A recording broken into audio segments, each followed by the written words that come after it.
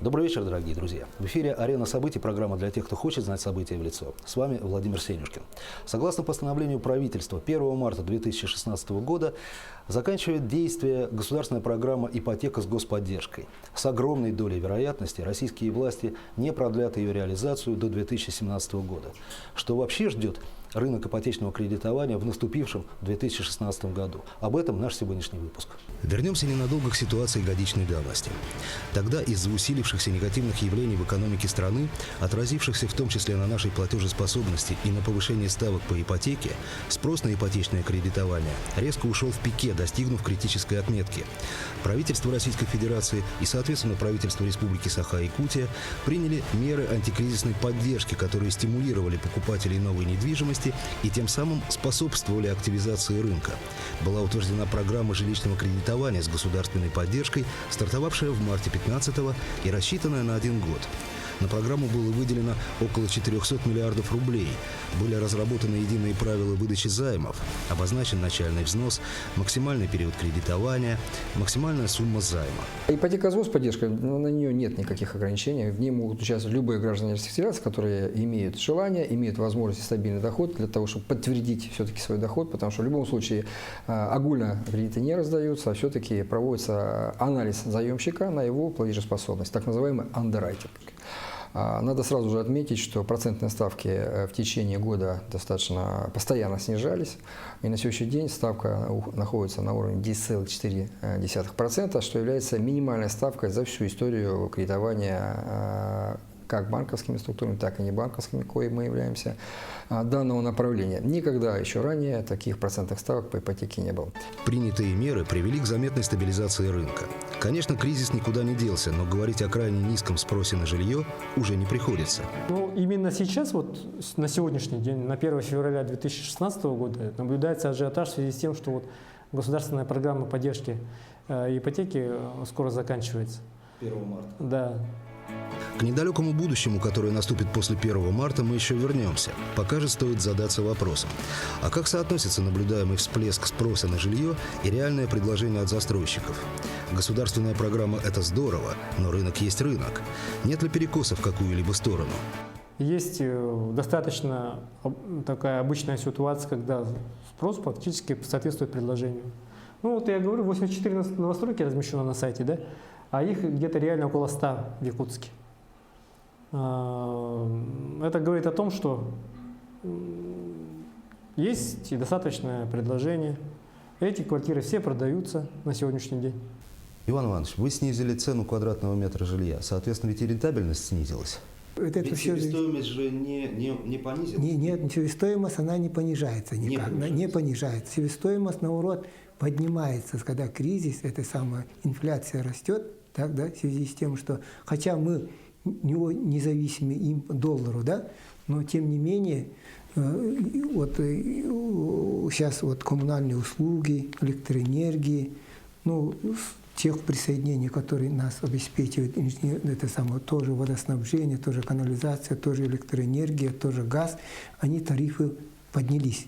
В связи с этим и поднимается эта стоимость, да. Другое дело, мы то, что предусматривали прибыльную часть свою, да, мы по этой части мы корректируем, да, и в связи с этим немножко уменьшаем. Вот сейчас делаем ярмарки, да, вот на днях будет 5-6, да, там мы очень существенные акции сделали, уменьшение, да, но это временное, все время такие цены не будут, мы же не можем убыток начинать строить, но тем не менее мы идем вынужденно, чтобы достроить плановые наши объекты, которые мы наметили в ближайшие годы, ну, в данном случае в 2016 году. 30 января Егор Борисов провел совещание, на котором были обозначены приоритеты жилищной политики республики на этот год, а также поставлены первоочередные задачи, в частности, повышение доступности финансовых средств для населения. Что в этом плане делается? Именно для этих целей Республиканскому ипотечному агентству в прошлом году было выделено 200 миллионов рублей, а также дополнительно заложено в государственный бюджет еще выделение 200 миллионов рублей. На какие цели? Для того, чтобы республика смогла войти в программу «Жилье для российской семьи», а именно в двух ее направлениях. Строительство жилья экономического класса по цене 35-40 тысяч квадратных метров. Это при том, что вы знаете, сейчас на сегодняшний день дешевле жилья 70 тысяч, в среднем 70 тысяч квадратных метров на рынке строительства без отделки, дешевле жилья нет. И также запуск программы «Арендное жилье».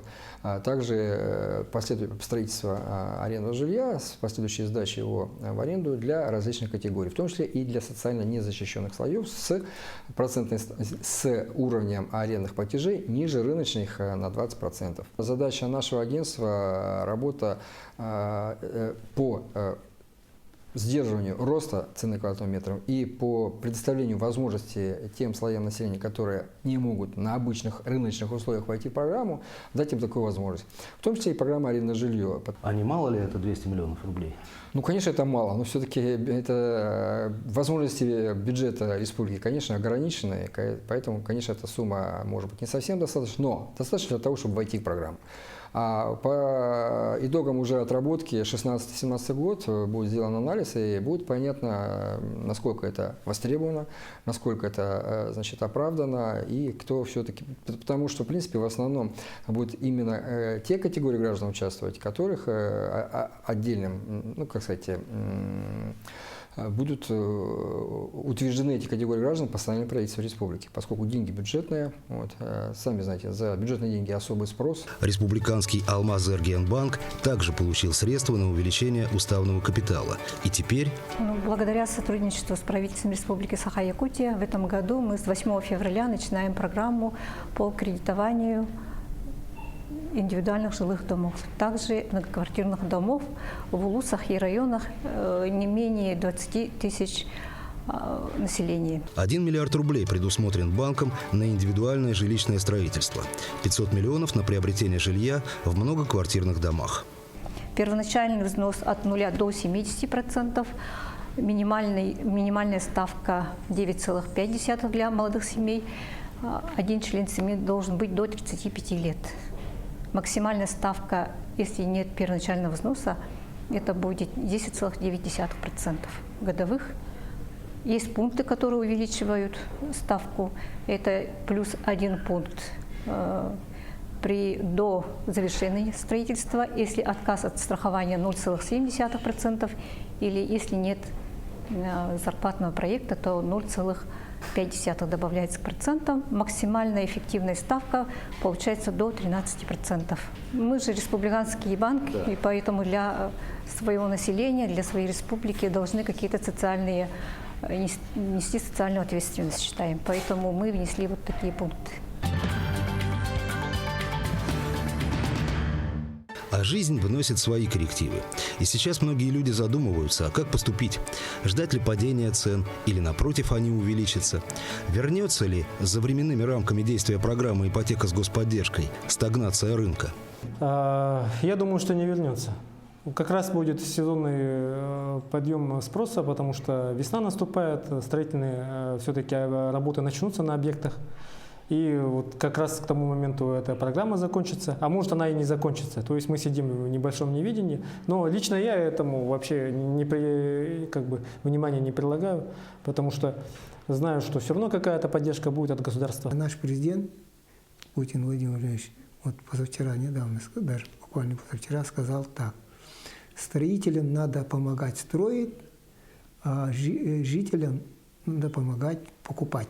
И наш глава республики Егор Афанасьевич Борисов, да, в своей вот встрече недавней это дело тоже отметил, что строить должны, да, обязательно помогать строителям как-то вот, это не финансово, не это самое, но всем доступными средствами помогать, препоны не сделать, не ставить, да, мы должны строить. И что строить-то сейчас все зрители так говорят, даже такое есть условие. Строить легко, а вот продавать, сбывать, это очень трудно, да? Потому что нету, значит, потенциальных покупателей. Поэтому государство должна как-то вот эту часть, да, вот, я думаю, обязательно господдержку подтвердят, да, продлят, и чтобы эта помощь должна быть, чтобы не нам, а жителям республики, чтобы они льготные кредиты. Вот это очень важно. Как уже заявило правительство Российской Федерации, после того, когда ипотека господдержка закончит свое действие, будут предложены иные механизмы через агентство ипотечного жилищного кредитования, это центральное агентство АИЖК, через которое и запущена была система долгосрочного ипотечного жилищного кредитования Российской Федерации. То есть сейчас разрабатывается ряд иных механизмов, которые будут способствовать также активизации рынка и недопущению остановки стройкомплекса в разрезе жилищного строительства, потому что это наиболее животрепещущий и интересующий вопрос как власть имущих, так и граждан. Поэтому, в принципе, это большой плюс. Раз. Во-вторых, нельзя вечно откладывать жизнь на потом. Ведь квартира, отчий дом, очаг – это семейный, он должен быть для того, чтобы семья развивалась. Если его нет, вечно откладывать в долгий ящик нельзя. И многих смущает, например, что на сегодняшний день вот ситуация на рынке такая. Но, например, для граждан эта ситуация наилучшая, поскольку застройщики не так задирают цены, и идутся акции. Как я уже говорил выше, такой процентной ставки не было даже в кризисный момент. Поэтому, в принципе, сейчас лучшее время для того, чтобы решать свои жилищные проблемы. Именно решать свои жилищные проблемы. Не для того, чтобы вкладывать деньги в недвижимость. Те, кто этим занимается, они занимаются им постоянно, на них ничто не влияет, они по жизни скупают, потому что, в принципе, вложение в недвижимость, это, может быть, он не такой быстро ликвидный актив, он и менее подвержен всяким инфляционным вещам, недвижимость постоянно растет в цене, потому что многие люди до сих пор, да, выжидают, что позицию занимают, идут, пусть, если скидки пошли, будет еще дешевле. Возможно, а возможно нет. На сегодняшний день 2/3 от общего количества покупателей жилья пользуются ипотекой. Государственная программа, республиканские программы поддерживают ипотечное кредитование, стимулируя потребительский спрос и обеспечивая пониженную процентную ставку по кредиту. Кстати говоря, в республиканском банке вообще нет проблемной задолженности по ипотечному кредитованию. Однако что обычно желают в таких случаях? Внимательно читайте то, что подписываете. Подписывайте документы зрячие. Вы знаете, мне недавно на глаза попалась одна заметка более чем столетней давности. Газета «Русь» писала в 1908 году. Жених дочери купца Лыкова отказался платить за присланный букет невесте, доказывая, что раз она подписывалась, ей и платить. Свадьба расстроилась. Это была «Арена событий», программа для тех, кто хочет знать события в лицо. Всего вам доброго. До свидания.